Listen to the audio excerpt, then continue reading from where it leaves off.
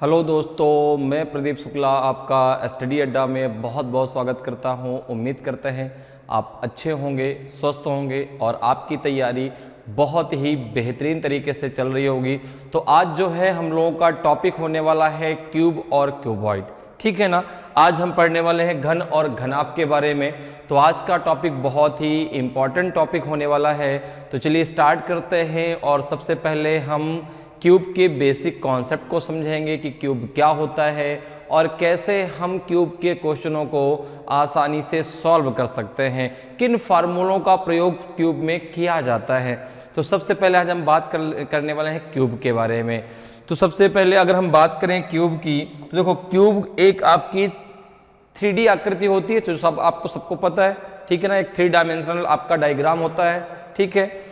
अब अगर मैं यहाँ पे क्यूब की बात करता हूँ, ठीक है, तो यहाँ पे देखो क्यूब जो है, अब जैसे हमने पढ़ा डाइस, अब डाइस और क्यूब में दोनों में डिफरेंस क्या है। जैसे क्यूब एंड क्यूबॉइड आ गया, ठीक, डाइस की बात नहीं करते, क्यूब और क्यूबॉइड की बात कर लेते हैं, घन और घनाभ की बात कर लेते हैं। दोनों में डिफरेंस क्या है, ठीक है ना। घन अलग क्यों है, घनाभ अलग क्यों है, तो आपने कहा छोटा सा एक डिफरेंस है। घन वो होता है भाई 3 डायमेंशनल दोनों हैं, लेकिन घन वो है जिसके तीनों आपका LBH क्या होता है, सेम होता है। लंबाई, चौड़ाई और आपकी ऊंचाई जो है, जिसमें तीनों की सेम होती है, ठीक है ना। लंबाई भी और चौड़ाई भी और आपकी जो है ऊंचाई भी, ठीक है। आपका जो है लेंथ, विड्थ और आपकी हाइट जिसकी सेम हो वो आपका क्यूब होगा, जिसकी डिफरेंट हो वो आपका घन होगा। अब जैसे हम यहाँ पर बात करने वाले हैं आज क्यूब के बारे में, तो क्यूब से जैसे मैं बात करूं अगर, तो जैसे मैंने आपसे कहा, ये देखो इस प्रकार से मैंने आपके सामने एक डायग्राम बना दिया। ये जो है आपको एक क्यूब दिख रहा है इस प्रकार से, ठीक है। अब यहाँ पर देखिए, अब जब आप इसको इस प्रकार से आपने बनाया, तो अब आपको एक चीज पता है कि इसमें 6 सरफेस है, ठीक है ना। ये आपको एक 2 डायमेंशनल डायग्राम दिख रहा है, लेकिन होता कैसा है, ये 3 डायमेंशनल, ठीक है ना, 3D आकृति होती है। अब यहां पे अगर हम बात करें, तो यहां पे आपको कितनी सरफेस दिखाई दे रही हैं, 3। टोटल कितनी होती हैं आपकी, 6, ठीक है। अगर मैं पूरा इसको ओपन करके बनाऊं, तो ये कुछ आपको ऐसा दिखेगा। देखिए, अगर मैं इसको ओपन करके बनाता हूं, तो ये कुछ आपको इस प्रकार से दिखेगा। देखिए, मैं अभी आपको बता देता हूँ कैसे। यहाँ पे मैंने इसको मिला दिया, इसको यहाँ पे मिला दिया, इसको यहाँ मिला दिया और इसको मैंने यहाँ मिला दिया। अब देखिए, आपको ये पूरा का पूरा एक 3 डायमेंशनल डायग्राम दिख रहा है। और यहाँ पे टोटल, अब अगर आप देखें तो आपको 6 सरफेस दिखाई दे रही हैं। अब यहाँ पे हमें सरफेस से मतलब है, हमें मतलब है जो है कॉर्नर से, हमें मतलब है यहाँ पे ए से, अर्थात किनारों से।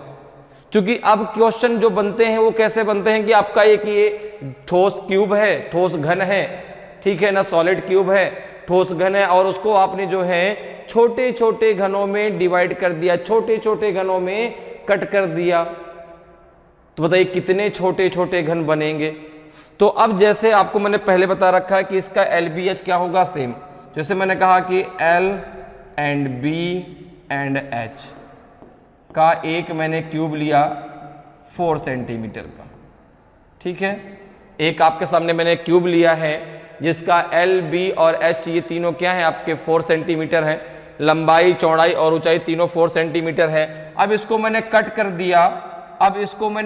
दिया, और स्मॉल क्यूब की जो आपकी भुजा ली वो मैंने 1 सेंटीमीटर, ठीक है ना। इसको मैंने 1 सेंटीमीटर के छोटे छोटे घनों में कट कर दिया। अब एक चीज सोचिए, अगर मैंने इसको जो है 1 सेंटीमीटर में कट किया, छोटे छोटे घन निकलेंगे, उसको जो है मैं उसकी जो भुजा होगी वो 1 सेंटीमीटर होगी। तो अब सबसे पहली बात ये आती है कि जैसे किसी चीज से आपको 4 पार्ट निकालने हैं।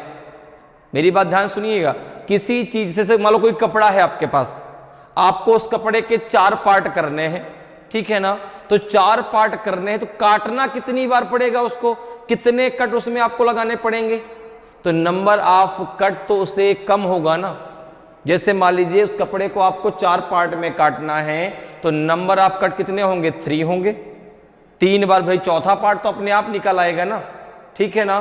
तो जैसे ऐसे भी समझ लो, जैसे मान लो कोई लकड़ी का टुकड़ा है, जैसे मान लो सपोज करो ये मेरे पास एक लकड़ी का टुकड़ा है और इसको मुझे 3 पार्ट में काटना है, या मान लो 4 पार्ट में काटना है। 4 पार्ट में अगर काटना है तो नंबर ऑफ कट कितने होंगे, 1 2 एंड 3, ठीक है ना। यहां से एक पार्ट, 2 पार्ट, यहां से तीसरा और चौथा अपने आप निकल आया। तो जितने पार्ट आपको निकालने होंगे नंबर ऑफ कट उससे कम होगा। अब जैसे यहां पे कहा गया कि एल बी और एच जो था वो 4 सेंटीमीटर था क्यूब का, और उसको 1 सेंटीमीटर भुजा वाले छोटे छोटे घनों में कट करना है आपको। तो अब आप मुझे बताएं कि यहां पर नंबर ऑफ कट कितने होंगे। तो आपने कहा नंबर ऑफ कट की यदि बात करें तो नंबर ऑफ कट हो जाएंगे आपके 4, नंबर ऑफ कट हो जाएंगे 3। क्यों? क्योंकि देखो 4 सेंटीमीटर जो भुजा वाला ये घन है, ठीक है, इसको 1 सेंटीमीटर भुजा वाले छोटे छोटे घनों में काटना है। तो अब यहाँ पे जो है हमें 4 पार्ट चाहिए, ठीक है ना, 4 पार्ट चाहिए। तो नंबर ऑफ कट कितने होंगे, 3 होंगे। किसमें? ये जो आपका क्यूब दिया गया है। अब देखिए इसमें जरा नंबर आप जो है कट लगाइए 3। देखिए यहां से ये आपका 1 2 और ये हो गया 3, ओके। तो यहां भी 3 होगा, 1 फिर आपका 2 फिर ये आपका हो गया 3, ठीक है। इसी प्रकार से आप इधर भी कट लगाएंगे। देखो 1 फिर आपका यहाँ पे 2 फिर आपका ये 3, चौथा पार्ट तो अपने आप निकल के आ जाएगा। इधर भी लगेंगे आपके 3 कट, 1 फिर आपका 2 फिर आपका ये हो गया 3, ठीक है। इसी प्रकार से आप यहां भी कट लगाएंगे। जब यहां पर कट लगाएंगे, जब यहां पर आप कट लगाएंगे तो ये कुछ इस प्रकार से लगेंगे। देखिए यहां पे आपका जो है 1 2 और ये हो गया आपका 3, तो यहां भी लग जाएंगे 1 2 एंड ये हो गया आपका 3। इस प्रकार से आपने कट कर दिया, ठीक है। तो एक जो आपके पास सॉलिड क्यूब था, जो एक ठोस घन था, उसको आपने छोटे छोटे घनों में क्या कर दिया, कट कर दिया। अब एक चीज बताइए, जब आपने उस सॉलिड क्यूब को छोटे छोटे घनों में कट कर दिया तो अब आपको यहां से जो सॉलिड क्यूब, छोटे छोटे जो क्यूब मिलेंगे वो आपको कुछ सरफेस से मिलेंगे, कुछ आपको जो है एज से मिलेंगे, कुछ आपको जो है कॉर्नर से मिलेंगे। अब अगर हम यहां पर क्यूब की बात करते हैं, जैसे मैंने ये आपके सामने पूरा ओपन करके क्यूब बनाया है, ये पूरा ओपन करके बनाया है, तो यहां पे आपको 6 सरफेस पूरी दिखाई दे रही हैं। यहां पे आपको टोटल 6 सरफेस दिखाई दे रही हैं, ठीक है ना। अब इन 6 सरफेस की अगर मैं बात करूं कौन कौन सी, जरा समझ लीजिए उसको भी। देखिए इसको मैंने नाम दे दिया A, ये B, ये C, ये D और ये E, ये F, ये G और ये हो गया H। तो 6 सरफेस की अगर हम बात करते हैं यहां पर, तो 6 सरफेस कौन कौन सी होंगी। देखो यहां पे एक सरफेस आपकी A, B, C और D है। एक सरफेस आपको दिखाई दे रही है जो है यहां पर E, F, G और H है। एक सरफेस दिखाई दे रही है आपको B, D, H और G है। एक सरफेस दिखाई दे रही है आपको जो है AC, F और E है, ठीक है ना। एक सरफेस आपको दिखाई दे रही है जो CD, H और F है। एक सरफेस आपको दिखाई दे रही है A, B, G और E, A, B, G और E। ये टोटल कितनी सरफेस है आपकी, 6। तो अगर यहां पर कोई आपसे पूछता है कि एक क्यूब में, चाहे वो क्यूब हो चाहे वो क्यूबॉइड हो, ठीक है ना, उसमें कितनी सरफेस होती हैं, तो आपने कहा कि अगर बात सरफेस की हो, बात अगर सरफेस की करेंगे तो टोटल सरफेस हो जाएंगी आपकी 6, ठीक है ना। क्यूब की बात करें चाहे हम क्यूबॉइड की बात करें तो सरफेस कितनी होती है, 6। अगर हम बात करें जो है एज की अर्थात किनारे की, जिसे हम कोर भी कहते हैं, कितनी कोरें हैं इसमें, कितने किनारे हैं इसमें, तो आप जरा देखिए हर एक चीज में बहुत अच्छे से आपको समझाऊंगा। एक एक पार्ट को आज क्लियर करना है। आज के बाद कभी भी आपको क्यूब क्यूबॉइड पढ़ने की जरूरत नहीं पड़ेगी। बस एक बार आप सही से इसको पढ़ लीजिए, एक एक पॉइंट आपका क्लियर हो जाएगा। अब जरा यहां पर देखिए, अगर मैं बात करूं कि कितने आपके एज है, कितने आपके किनारे हैं, तो आप कहेंगे 12। देखो कैसे, ये 4 ऊपर के हो गए, 1 2 3 और ये 4, ये 4 ऊपर के हो गए। इसी प्रकार से 4 ये नीचे के होंगे, देखो 1 2 3 एंड ये 4, ठीक है ना। इसी प्रकार से 4 अभी बीच के हैं, देखो ये 1 2 3 और ये हो गया 4, ठीक है। तो यहां पे अगर आप बात करें कि जो है कितनी एजेस हैं, कितने किनारे हैं, अगर हम बात करें एजेस की, कितने एजेस हैं, तो आपके हो जाएंगे 12, ठीक है ना। आपके 12 किनारे होते हैं, 6 सतहें 12 किनारे या कोरे भी कहते हैं उसे हम, ठीक है ना, 12 कोरे। और अगर हम यहां पे बात करें कॉर्नर की, बात करें कॉर्नर की, कितने कॉर्नर, 8 कॉर्नर, 8 किनारे होते हैं। तो 8 किनारे, 12 कोरे और 6 क्या है, सरफेस है। अब देखिए इस सॉलिड क्यूब को आपने, ठीक है ना, एक छोटे छोटे घनों में क्या कर रखा है, कट कर रखा है। तो अब जो है कुछ क्यूब आपको सरफेस से मिलेंगे, कुछ क्यूब आपको एज से मिलेंगे, और कुछ क्यूब जो है आपको कहां से मिलेंगे, जो है कॉर्नर से भी तो मिलेंगे, ठीक है। अब जैसे सपोज करो एक सॉलिड क्यूब है, सॉलिड क्यूब को आप काट रहे हैं। अब सॉलिड क्यूब को आपने एक, आप जो है आपने उसको एक रंग से रंग रखा है, कोई भी एक रंग है, रेड ग्रीन कुछ भी, उसको आपने उससे रंग रखा है।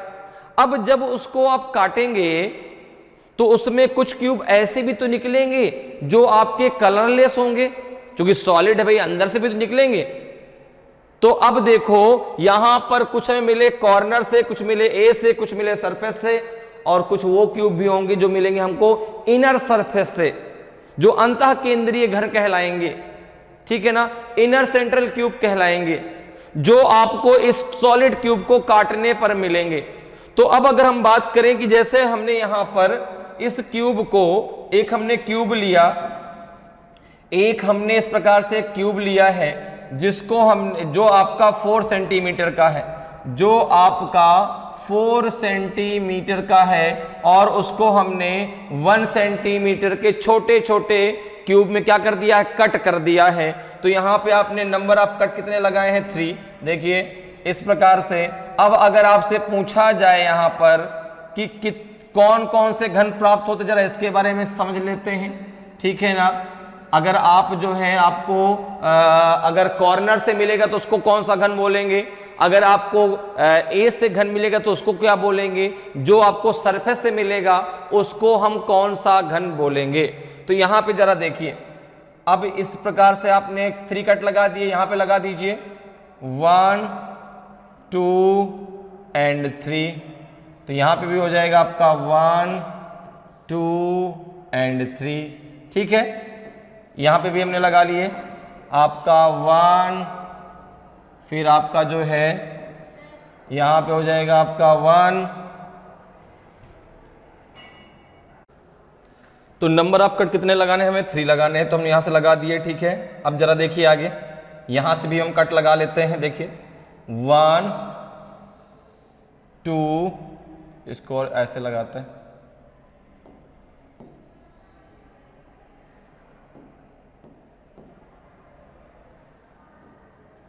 यहां से आप एक कट और लगा दीजिए ऐसा। अब जरा यहां से लगाइए 1 2 3, 1 2 एंड आपका ये 3, ओके। अब यहां से भी हमने लगा दिया 1 2 3। चूंकि आपको पता है कि जो हमारे पास क्यूब है उसका L and B and H ये आपका 4 सेंटीमीटर का है, और इसको हमें कट किस में करना है, 1 सेंटीमीटर के स्मॉल क्यूब्स में, ठीक है। तो यहां पे आपको कितनी बार कट लगाना पड़ेगा, तो आपने कहा 4/1 कट लगाना पड़ेगा। आपके 4 पार्ट हमें चाहिए, तो कट लगाएंगे हम नंबर आप 3 कट से यहां पे लगाएंगे, 3 हमने कट लगा दिए। अब जरा देखिए, जब आपने इसको कट लगाया तो आपको जो यहां से क्यूब मिलेगा, जरा ध्यान समझिएगा, जो आपको यहां से क्यूब मिलेगा, जो आपको यहां से क्यूब मिलेगा, ये 1 2 3 4 5 एंड 6, इसे हम बोलेंगे कॉर्नर क्यूब। इसे हम बोलेंगे कॉर्नर क्यूब। इसे हम बोलेंगे कॉर्नर क्यूब बोलेंगे। अर्थात हम बोल सकते हैं, क्या बोल सकते हैं, जो है शीर्ष घन। क्या बोल सकते हैं, शीर्ष घन। ठीक है ना, शीर्ष घन भी इसको बोल सकते हैं। मेरी बात समझ में आ रही है? कॉर्नर क्यूब, ठीक है ना, या फिर इसको कहेंगे शीर्ष घन। अब देखो, तो ये तो कॉर्नर से मिल गए, ठीक है। अब यहां पे आपको यहां से देखो, ये आपका जो एज है, ठीक है ना, ये जो आपका एज है यहां से भी तो आपको मिलेगा। अब जरा इसको पहले ऐसे समझते हैं, देखो अभी आपको सारी चीजें और अच्छे से क्लियर होंगी। जैसे मैंने यहां पे लिख दिया, ये देखो 1 1 1 और ये 1 1 1 1 और ये 1 1, यहां भी मैंने लिख दिया। अब मैंने यहां पे लिख दिया आपका 2, यहां पे लिख लेते हैं 2, ये आपका 2, ये आपका 2, यहाँ 2, यहाँ भी लिख देते हैं, यहाँ भी और यहाँ भी, यहाँ भी 2 लिख लेते हैं। अभी मैं समझाता हूँ कि मैं 1 2 क्या लिख रहा हूँ, आप बिल्कुल परेशान ना होइए, ठीक है। मैं सब कुछ समझा रहा हूँ अभी आपको कि मैं ये 1 2 क्यों लिख रहा हूँ, ठीक है ना। सारे डाउट आपके क्लियर करूँगा आज मैं, एक भी डाउट क्यूब और क्यूबॉइड के लेके आज आपका नहीं बचने वाला। अब जरा देखिए, जहां पे 1 1 लिखा है, ये सारे क्यूब आपको मिलेंगे कहां से, सरफेस से। देखो ये सारे क्यूब आपको कहां से मिलेंगे, सरफेस से, ठीक है। इसको हम बोलेंगे जो है, क्या बोलेंगे, सेंट्रल क्यूब, ठीक है। और यहां पर देखिए जो 2 आपके हैं, जहां पे 2 लिखा है, ये सारे आपके जो है कहां से मिलेंगे, ये मिलेंगे आपको जो है एज से मिलेंगे, जिसे हम बोलेंगे मिडिल क्यूब। और यहां पर देखो, जहां पे मैंने 3 लिखा है या जहां पे ब्लैंक छोड़ दिया, जहां पे देखो हम 3 लिख रहे हैं, ये आपके मिलेंगे कॉर्नर से। ये आपके क्यूब मिलेंगे कॉर्नर से, ठीक है ना। ये क्यूब मिलेंगे आपको कॉर्नर से, ये क्यूब मिलेंगे आपको कॉर्नर से। अब जब कॉर्नर पे अगर हम बात करें तो देखो, जो आप हमको सतह से मिलेगा, अगर किसी एक रंग से आपने उसको पहले से कलर कर रखा है, रंग रखा है, तो जो आपको सरफेस से मिलेगा उसमें आपको एक सरफेस रंगीन दिखाई पड़ेगी। जो आपको एज से मिलेगा, जो आपको जो है मिडिल क्यूब मिलेगा, उसकी 2 सतह रंगीन होंगी। और जो आपका कॉर्नर से मिलेगा, उसकी 3 सतह रंगीन होंगी। देखो यहां पे जरा समझ लो, जैसे ये कॉर्नर है, अब इस कॉर्नर में ये वाली सतह भी रंगीन है, इस कॉर्नर में देखो ये वाली सतह भी रंगीन है, ये भी रंगीन है। तो जो ये कॉर्नर है, ये जो कॉर्नर है, इस पे आपको 3 सतह रंगीन घनों की संख्या यहां से मिलेगी। अगर आपसे पूछा जाए कि ऐसे क्यूब की संख्या बताइए जिनकी 3 सरफेस कलर्ड हो, तो वो आपको कहां से मिलेगा, कॉर्नर से। क्यों कॉर्नर से मिलेगा, क्योंकि कॉर्नर में ही तो 3 सरफेस आपस में मिल रही हैं। अगर हम एज की बात करें, अगर हम किनारे की बात करें, जिसे हम भुजा भी कह सकते हैं, तो भुजाओं में तो आपकी केवल 2 सतह मिल रही हैं। देखिए जैसे सपोज करिए ये एक भुजा है, जैसे ये एक भुजा है, तो इसमें आपकी 2 सरफेस मिल रहे हैं, देखो इधर और ये सरफेस आपस में मिल रही हैं। तो यहां से आपको 2 सतह रंगीन घनों की संख्या मिलेगी, ठीक है। तो आपको जो है, जो कॉर्नर से मिलेगा उसे हम बोलेंगे शीर्ष घन। जो हमको एज से मिलेगा, जो हमको यहां से मिलेगा, इस घन को हम बोलेंगे, क्या बोलेंगे, मिडिल क्यूब। इसको हम बोलेंगे मिडिल क्यूब, ठीक है ना। क्या बोलेंगे, मिडिल क्यूब बोलेंगे, अर्थात मध्य घन बोलेंगे, मध्य घन बोलेंगे, मध्य घन। या कह सकते हैं जो है 2 सतह रंगीन घनों की संख्या, 2 सरफेस कलर्ड, ठीक है ना, 2 सरफेस कलर्ड क्यूब बोल सकते हैं। अब देखो जो आपको जो है सतह से मिलेगा, जो आपको यहां से मिलेगा, इसको हम बोलेंगे, क्या बोलेंगे, इसको हम बोलेंगे सेंट्रल क्यूब। इसको हम बोलेंगे सेंट्रल क्यूब। इसको हम बोलेंगे, जो यहां से मिलेगा, इसको हम बोलेंगे सेंट्रल क्यूब, अर्थात केंद्रीय घन।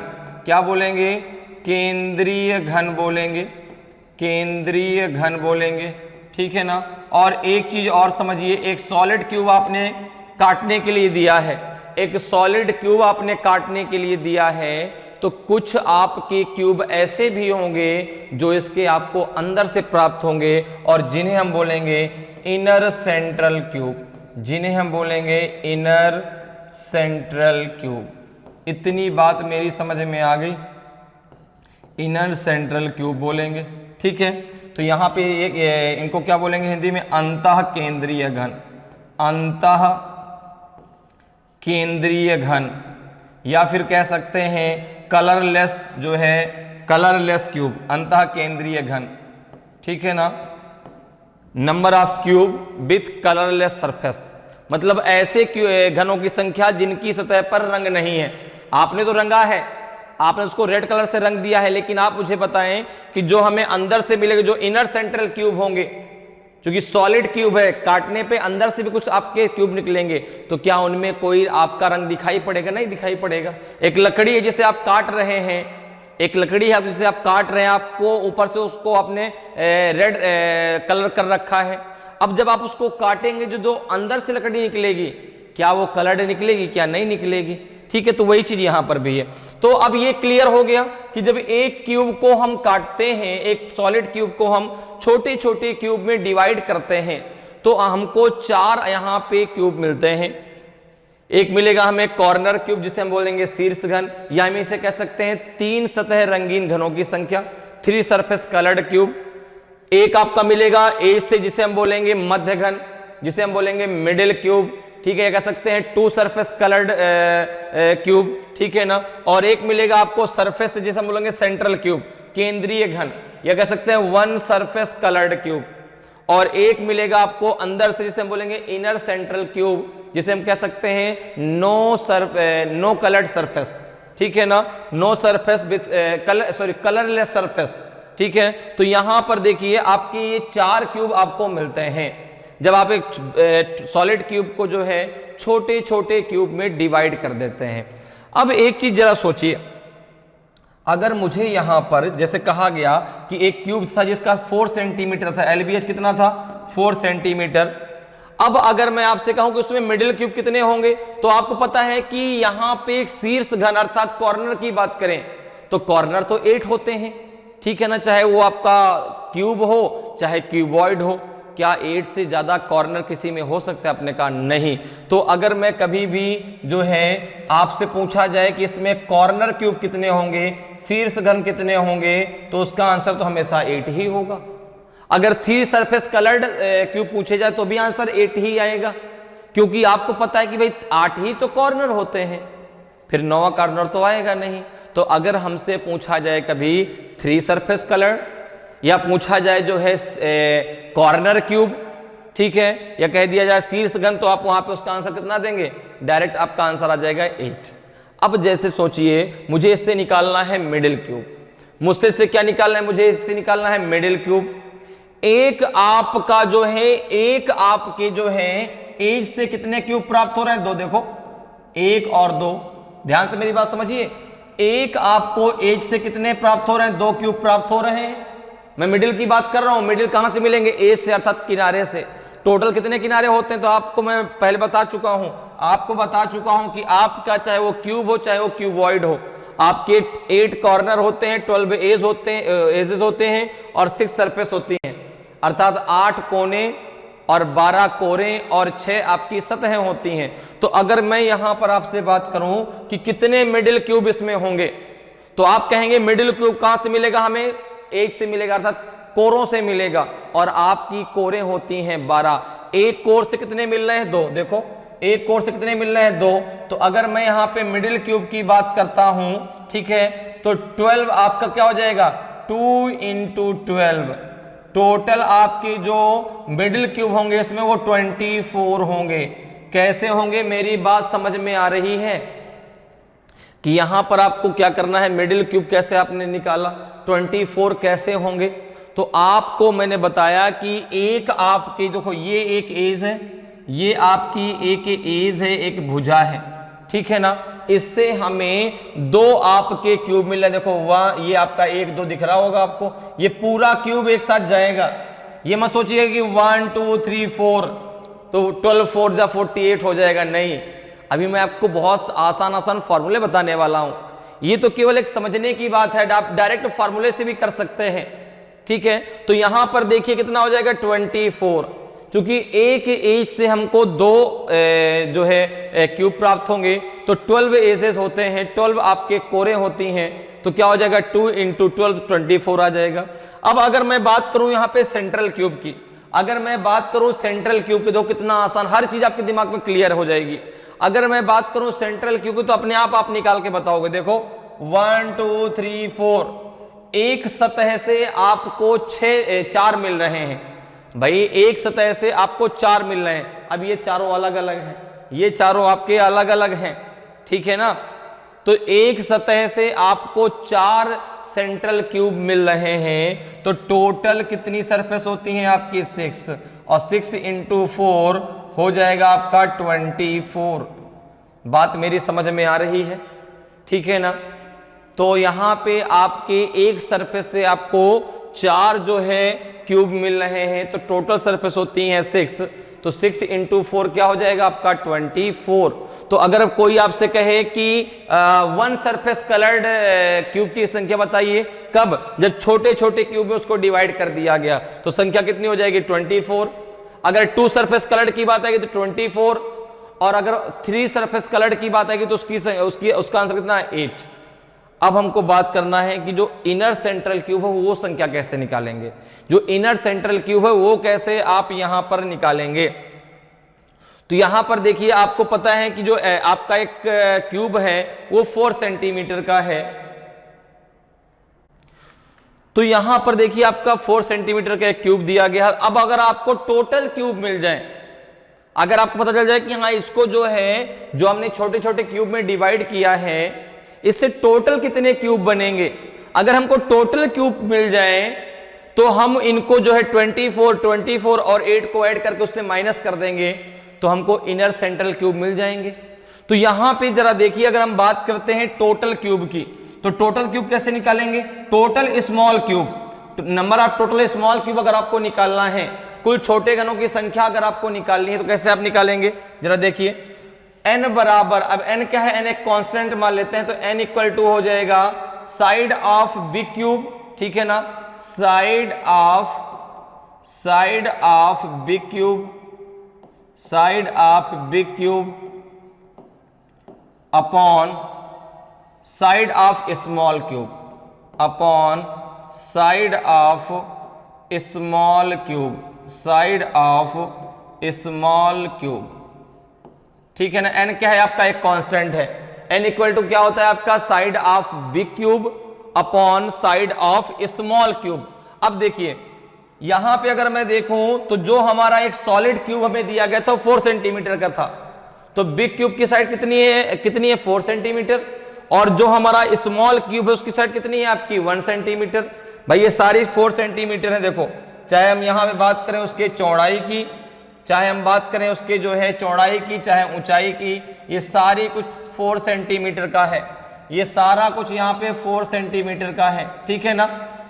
तो यहां पे अगर देखो बात करेंगे हम n की, तो n बराबर क्या निकलेगा, देखो n इक्वल टू हो जाएगा आपका 4/1, तो n जो आपने कांस्टेंट माना उसकी वैल्यू कितनी आ जाएगी आपकी 4, कितनी आ जाएगी वैल्यू 4 आ जाएगी।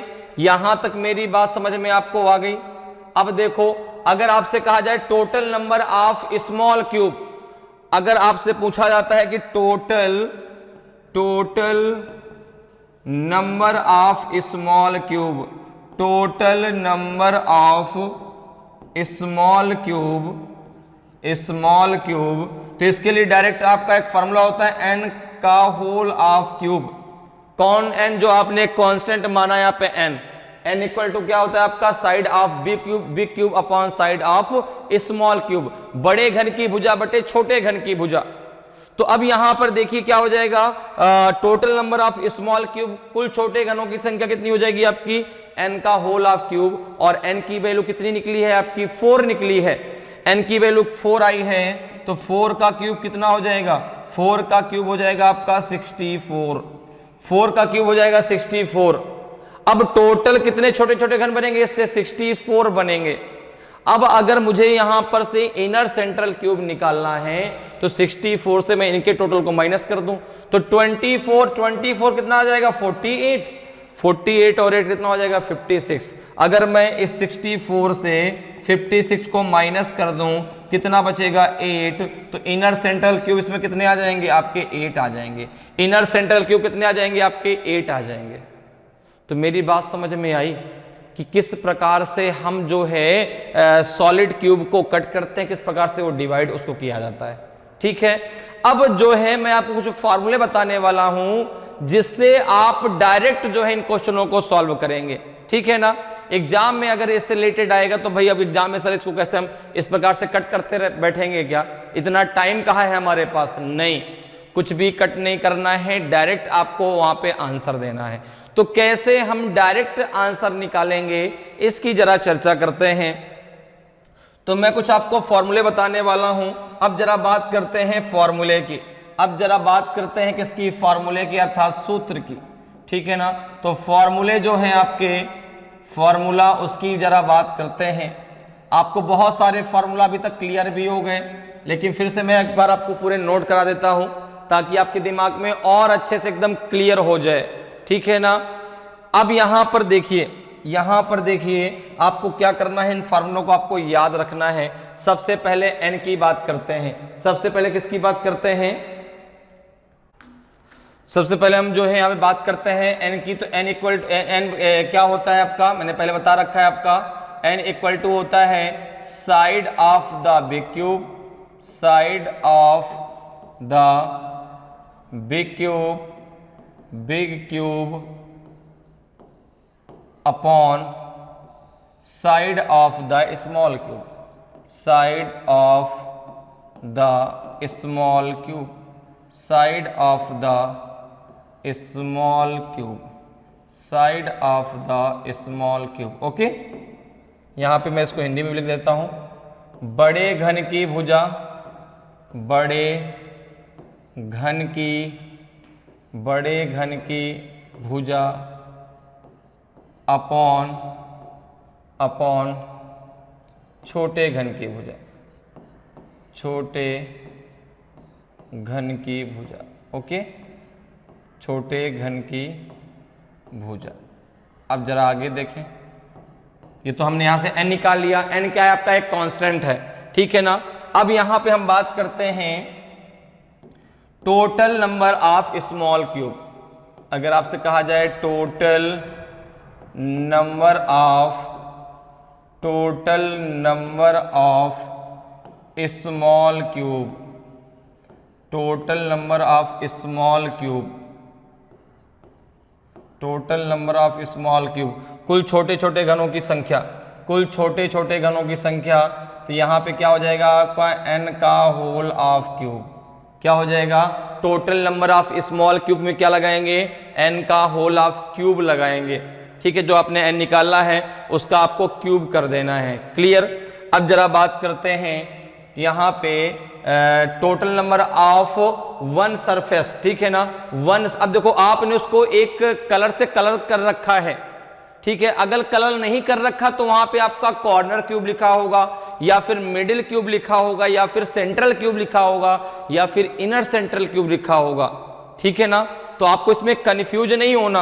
अब जरा हम बात करते हैं वन सरफेस कलर्ड क्यूब की। ठीक है ना, number of one surface coloured cube, number of one surface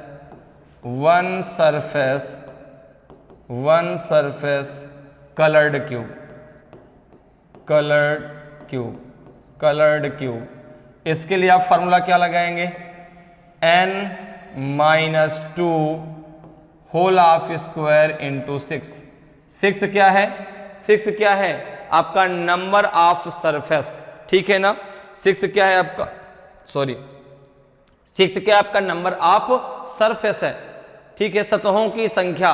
तो n-2 का होल ऑफ स्क्वायर इंटू सतहों की संख्या, नंबर ऑफ सरफेस। ठीक है, तो यहां पे मैं लिखे देता हूं n क्या है आपका? n है आपका नंबर ऑफ सरफेस। n क्या है आपका? नंबर ऑफ सरफेस, ठीक है, number of surface, number of surface जो आपका 6 है, ठीक है। अब देखो आगे जरा बात करते हैं। अब जरा बात करें कि number of 2 surface coloured cube, number of 2 surface coloured cube, number of 2 surface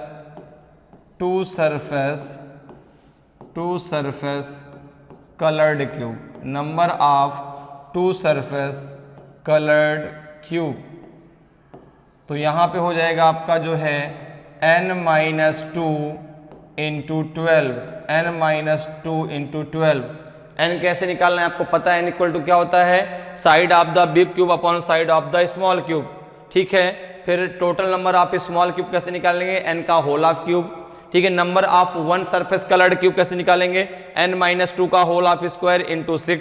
6 क्या है, नंबर ऑफ सरफेस है।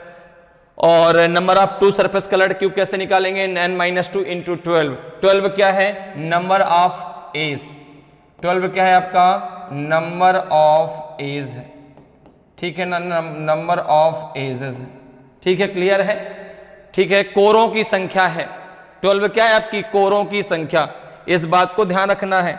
यहां पे इसको किसको लिए लिखा गया है, 12 के लिए लिखा गया है। तो 12 क्या है, नंबर ऑफ आपके एजेस है। अब जरा बात करते हैं number of 3 surface coloured cube, number of 3 surface coloured cube, number of 3 surface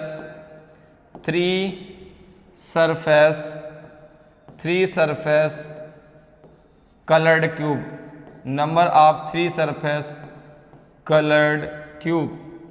तो आपने कहा इसका तो डायरेक्ट आंसर आएगा 8, इसका डायरेक्ट आंसर आएगा 8, ठीक है। अब देखो यहां पे इस बात को समझ लेना, इसको हम बोलेंगे, क्या बोलेंगे, 1 सरफेस कलर्ड को बोलेंगे आप जो है सेंट्रल क्यूब, 2 सरफेस कलर्ड को आप बोलेंगे मिडिल क्यूब, और 3 सरफेस कलर्ड को बोलेंगे आप जो है कॉर्नर क्यूब, ठीक है। अब जरा बात करते हैं जो कलरलेस आपका क्यूब आएगा, ठीक है ना, number of cube with colourless surface, number of cube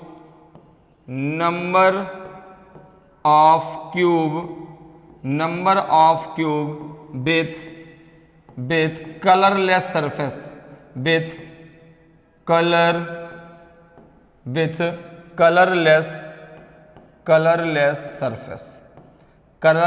colorless surface, okay.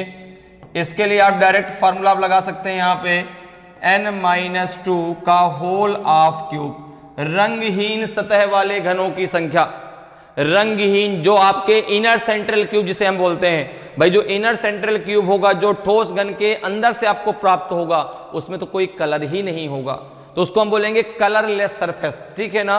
तो आपको number of cube with colourless surface, अगर उनको निकालना तो आप कैसे निकालेंगे, n-2 का होल ऑफ क्यूब।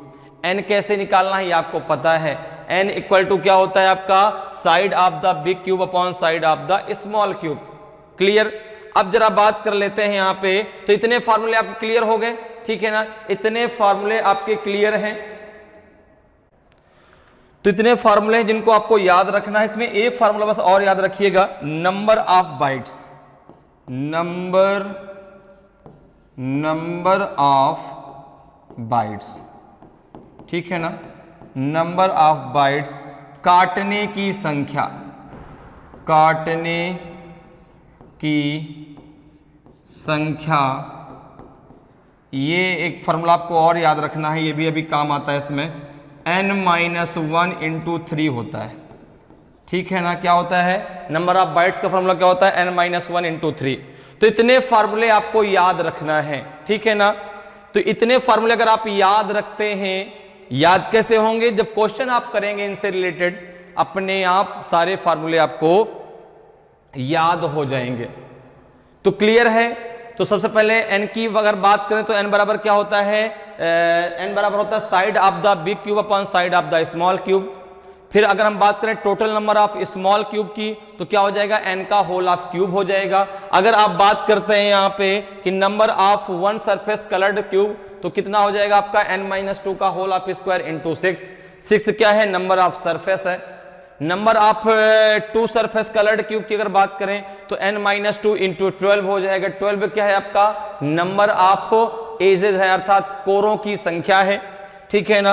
अगर हम बात करें number of three surface coloured cube की तो इसकी संख्या हो जाएगी 8। अगर हम बात करें कि number of cube with colourless surface तो आंसर इसका हो जाएगा आपका फॉर्मूला n-2 का होल ऑफ क्यूब। अगर हम बात करें नंबर ऑफ बाइट्स की, काटने की संख्या, तो इसका फॉर्मूला हो जाएगा n-1 इंटू 3। क्लियर है। अब इन फॉर्मूले के आधार पे आप सारे क्वेश्चन क्यूब के सॉल्व कर सकते हैं आसानी से। तो चलिए चलते हैं, आगे बढ़ते हैं और आज की क्लास के पहले क्वेश्चन पर चलते हैं। आज की क्लास का जो पहला क्वेश्चन है उस पे चलते हैं। जरा देखिए यहां पे आज क्लास का पहला क्वेश्चन है कि are always in a cube, एक घन में सदैव होते हैं 8 कॉर्नर 8 कोने, 6 सरफेस 6 फलक, 12 एजेस 12 किनारे, ऑल दिस ये सभी। तो आपको पता है, मैंने अभी अभी आपको बताया है कि चाहे वो क्यूब की बात हो और चाहे वो आपके जो है क्यूबॉइड की बात हो, अगर हम बात करें तो ये आपका एक 3D जो है 3 डायमेंशनल एक डायग्राम होता है, लेकिन जो हमको सामने दिखाई पड़ता है उसमें केवल 3 सरफेस है। लेकिन इसमें जो है आपके अगर बात करें तो आपके 8 कॉर्नर होते हैं, 6 सरफेस होती हैं, 12 एजेस होती हैं, ऑल ऑफ दीज। तो आंसर क्या हो जाएगा, सभी कुछ होता है इसमें। तो यहाँ पे आंसर हो जाएगा आपका ऑल ऑफ दीज, मतलब ऑल दीज, ये सभी होते हैं। आपके जो है 8 कोने भी हैं, 6 सरफेस भी होती हैं और आपकी 12 एजेस भी होती हैं, चाहे वो आपका क्यूब हो और चाहे क्यूबॉइड से क्वेश्चन पूछा जाए, आपका आंसर आ जाएगा ऑल दीज, मतलब ये सभी। क्लियर। चलिए आगे बढ़ते हैं, अगले क्वेश्चन पे आते हैं। अगले क्वेश्चन का जरा आंसर बताइए भाई। ए क्यूबॉइड ऑलवेज कंटेन्स, एक घनाभ में सदैव होते हैं। तो मैंने अभी अभी आपको बताया है कि चाहे घन की बात कर लीजिए और चाहे घनाभ की बात कर लीजिए, दोनों में सेम चीज है। तो यहां पर भी आपके घनाभ में भी क्यूबॉइड में भी 8 कॉर्नर 12 एज 6 सरफेस, ये सभी के सभी आपके घनाभ में भी होती हैं, ठीक है ना।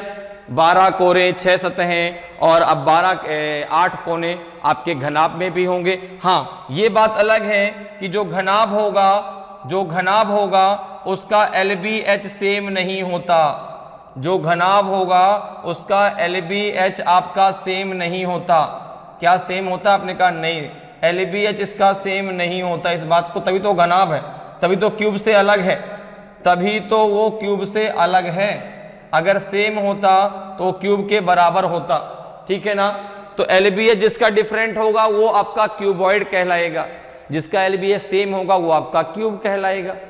तो चाहे क्यूब हो चाहे क्यूबॉइड, ये चीज तो सब में सेम होती है, ठीक है ना। तो यहां पर भी आपकी 6 सरफेस होती हैं, क्यूबॉइड में भी 8 कॉर्नर होते हैं और आपकी 12 एजेस होती हैं, अर्थात 12 किनारे होती हैं, या कह सकते हैं उनको भुजाएं कह सकते हैं, 12 भुजाएं होती हैं। तो ऑप्शन डी यहां पे भी सही आंसर होगा।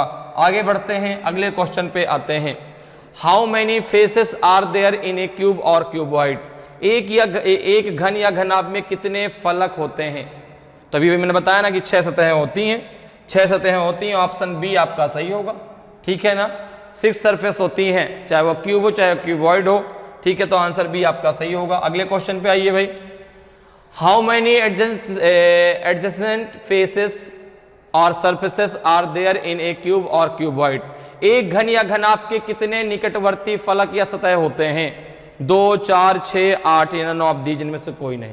इसका आंसर दीजिए भाई सभी लोग, क्या होगा सही आंसर, 2 4 6 या 8।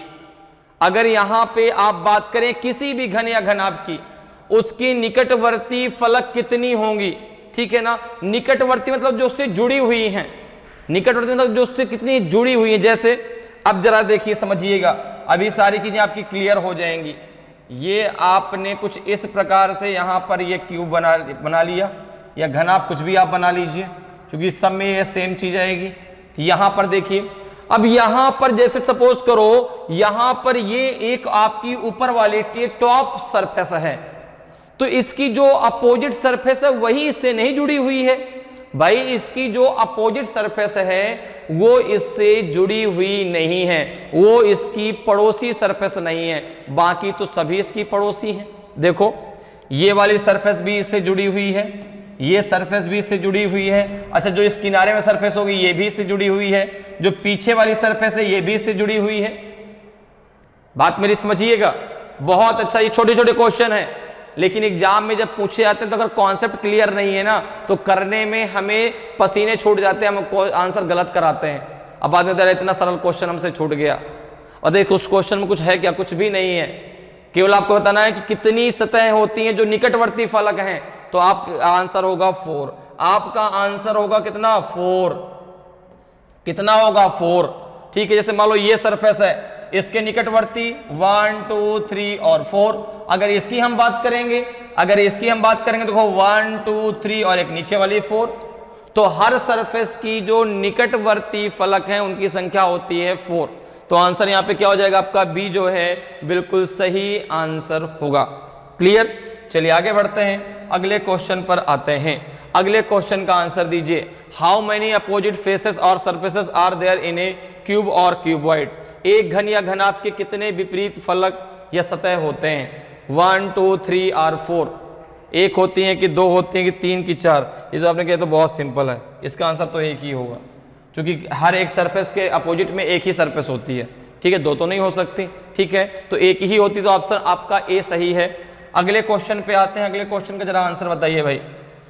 How many faces are visible when a cube और cuboid is viewed from any side. एक घन या घन आपको किसी भी ओर से देखने पर कितने फलक दिखाई देते हैं, 2 3 4 या 5। आपने कहा बहुत सिंपल। अगर मैं आपके सामने एक क्यूब को इस प्रकार से बनाता हूं, या क्यूबॉइड को बनाता हूं, तो आप मुझे बताओ आपको कितनी सरफेस विजिबल है, कितनी सरफेस आपको विजिबल। आप बोलेंगे 3। देखो 1 2 3। अगर ये पूरा ऐसे एक सॉलिड क्यूब आपके सामने रखा होता, आप किसी भी ओर से इसे देखेंगे, किसी भी साइड से अगर आप देखेंगे, तो इस बात को ध्यान रखिएगा, हमेशा आपको 3 सरफेस विजिबल होती हैं, हमेशा आपको 3 सतह दिखाई देती हैं। तो यहां पे आंसर हो जाएगा आपका बी, यहां पे आंसर हो जाएगा आपका बी। किसी भी ओर से देखने पे, चाहे वो आपका घन हो चाहे वो घनाभ हो, उसकी 3 सतह हमें दिखाई देंगी। क्लियर। चलिए आगे बढ़ते हैं, अगले क्वेश्चन पे आते हैं। अगले क्वेश्चन का आंसर बताइए। If small cubes of 1 centimetre each are made from a 3 centimetre solid cube, then how many cubes will be made in all. एक 3 सेंटीमीटर के ठोस घन से यदि 1 सेंटीमीटर के छोटे छोटे घन बनाए जाएं, तो कुल कितने घन बनेंगे, 3 बनेंगे, 6 बनेंगे, 9 बनेंगे, कि आपके 27 बनेंगे।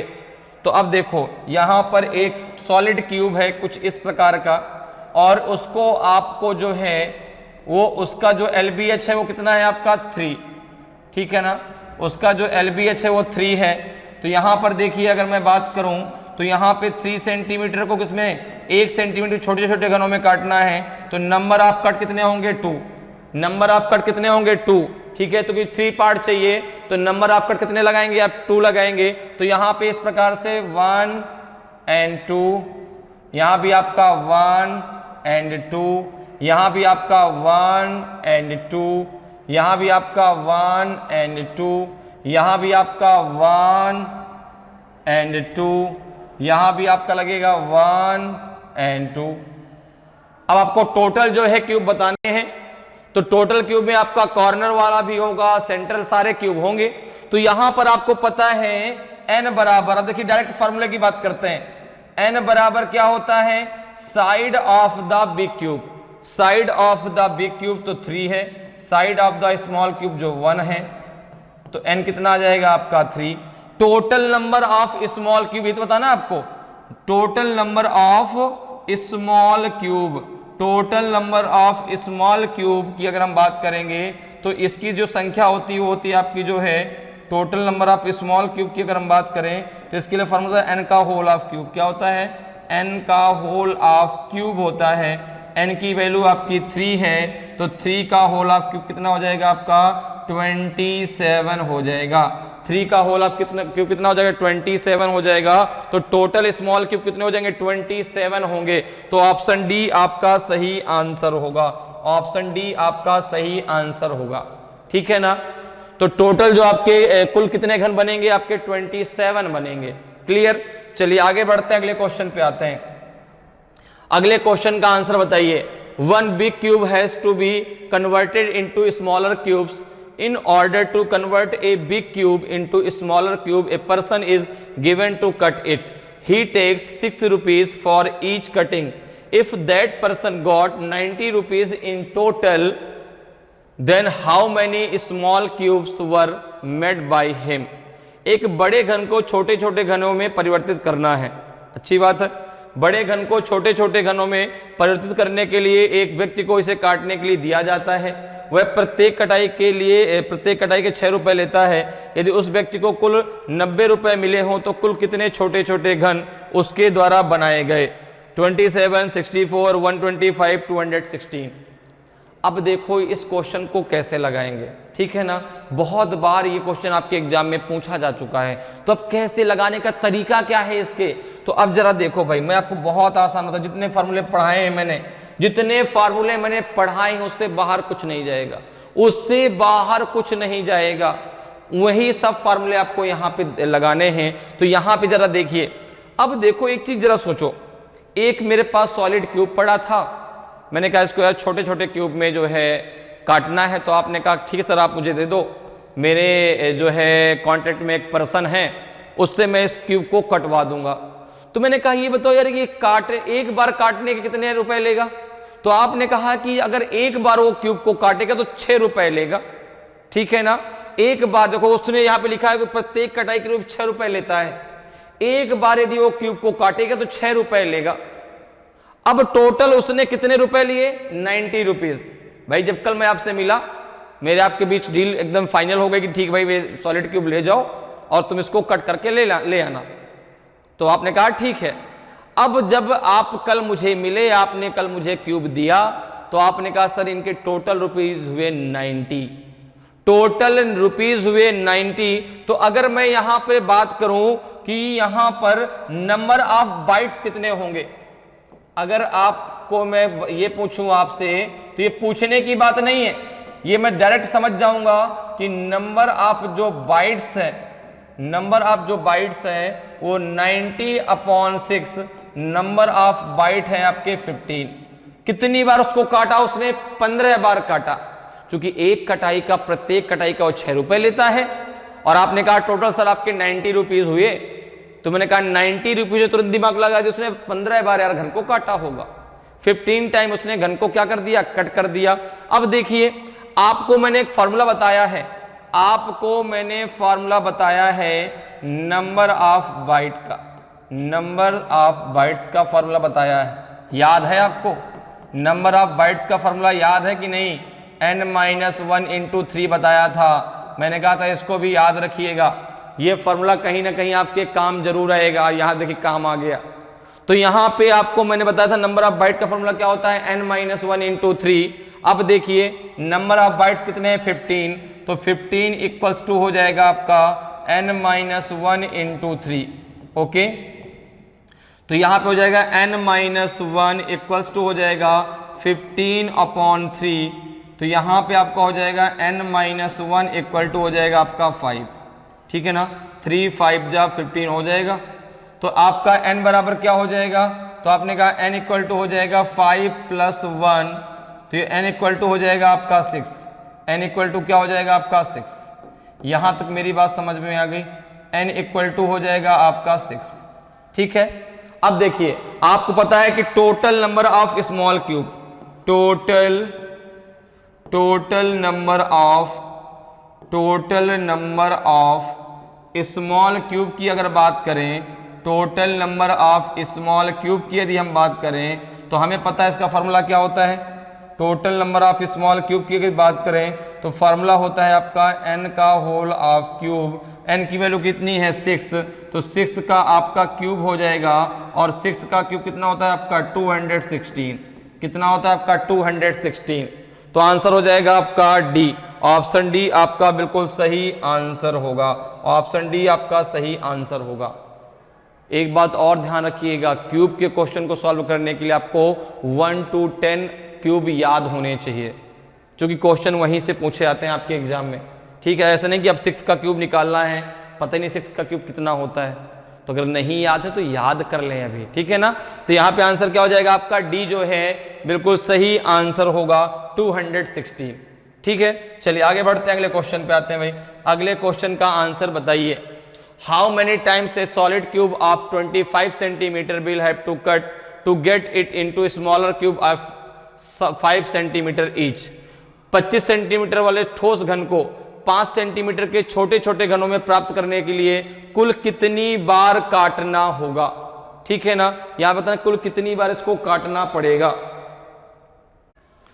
तो अब देखिए इसको कैसे हम सॉल्व करेंगे भाई, किस प्रकार से सॉल्व कर सकते हैं इसको। तो अब यहां पर देखो दिया कि आपका एक 25 सेंटीमीटर वाले ठोस घन को 5 सेंटीमीटर के छोटे छोटे घनों में प्राप्त करने के लिए।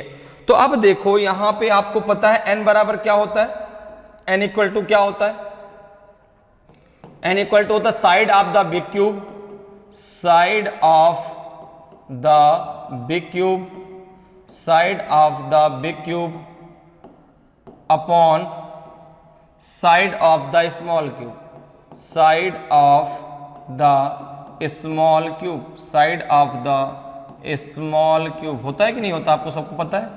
ठीक है ना, side of the big cube upon side of the small cube. अब देखिए अगर आप यहां पे बात करें तो आपको n मिल जाएगा। n बराबर क्या है, तो आपने कहा 25 अपॉन 5, चूंकि जो बिग क्यूब है उसकी साइड कितनी है 25 सेंटीमीटर, जो स्मॉल क्यूब है उसकी साइड कितनी है 5 सेंटीमीटर। 5 सेंटीमीटर छोटे छोटे घनों में उसको कट करना है, तो जो आपका जो है छोटे जो स्मॉल क्यूब है उसकी साइड कितनी है 5 सेंटीमीटर। तो यहां से आपको n की वैल्यू मिल जाएगी, कितनी मिल जाएगी, कितनी मिल जाएगी 5 5 जा 25, 5 5 जा 25, तो n की वैल्यू मिल जाएगी 5, तो n बराबर हो जाएगा आपका 5। अब देखिए कितनी बार काटना होगा, तो आपने कहा मुझे पता है कि नंबर ऑफ बाइट्स का फॉर्मूला क्या होता है, नंबर ऑफ बाइट्स का फॉर्मूला क्या होता है, नंबर ऑफ बाइट्स का फॉर्मूला क्या होता है, आपने कहा n-1 इंटू 3 होता है, n-1 इंटू 3 होता है, ये तो निकालना है। ठीक है ना, कि उसको कितनी बार काटना पड़ेगा। ठीक है, और यहां पर देखिए क्या हो जाएगा n, अब n की वैल्यू कितनी है 5, तो 5 - 1 इंटू 3, 5 - 1 इंटू 3, तो 5 - 1 कितना हो जाएगा आपका 4, और 4 इंटू 3 कितना हो जाएगा आपका 12, कितना हो जाएगा 12, तो 12 आपका सही आंसर होगा, ऑप्शन सी आपका सही हो जाएगा। तो देखिए उन्हीं जितने फॉर्मूले मैंने बताया उसके बाहर कुछ नहीं जाने वाला। मैंने सब शुरुआत में कह दिया कि इतने फॉर्मूले अगर आपने पढ़ लिए तो आप ये मान के चलो कि क्यूब आपका बिल्कुल भी आज के बाद कभी भी आपको परेशान नहीं करने वाला। ठीक है, तो यहां पे क्या हो जाएगा आपका कुल कितनी बार उसको काटना होगा, तो आपने कहा 12 टाइम्स। ठीक है, तो आंसर आपका सी बिल्कुल सही आंसर होगा। चलिए आगे बढ़ते हैं, अगले क्वेश्चन पे आते हैं। अगले क्वेश्चन का आंसर मुझे आप बताएं।